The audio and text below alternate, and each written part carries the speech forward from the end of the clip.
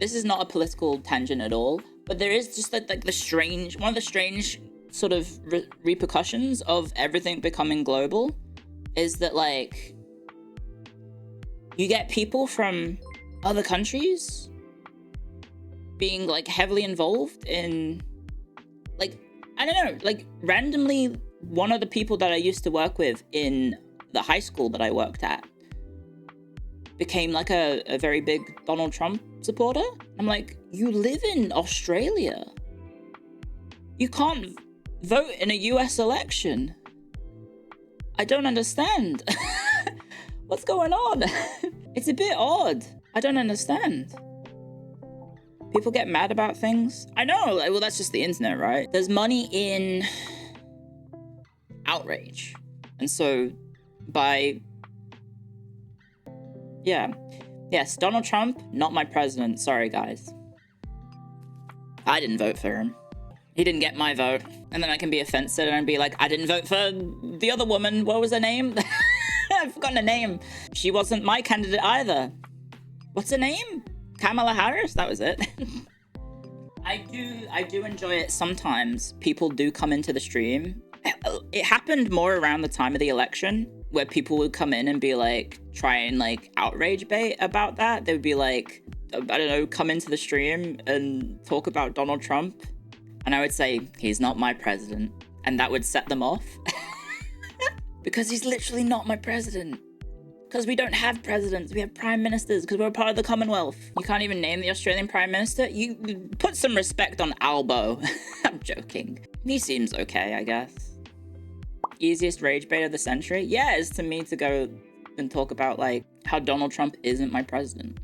Sorry, guys. We literally do have a king, yes. We have a king. His name is Charles. His brother is a nonce.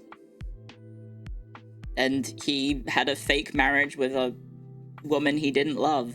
Is Charles not in charge of our day-to-day lives? No, because it's a constitutional monarchy, so his actual power is purely ceremonial, almost. Like, technically he does have power, but the power has been given over to the people. With the revolution in 1707, it's purely ceremonial. Like, so if you don't understand the whole shtick of it, is that in Australia you go through the Governor General, but in the UK they, you know, when you have an election and a party wins, then the leader of said party goes to the king, or the ruler at the time, which, you know, for a long time it was a queen. They go to the queen and they ask permission to form government, and then the monarch says, okay. Like, the monarch is never going to say, no, I don't agree with this decision, because then he gets his head chopped off. Well, he wouldn't get his head chopped off. But that's literally what happened, is that they chopped people's heads off, and now the whole situation is purely ceremonial, and, you know, they get to live in their fancy castle, and we don't chop their heads off. What does a ceremonial beheading look like? I don't know. We haven't really done it in a long time. The last time was like... When was it? When did old mate lose his head? I forget. Dodge this.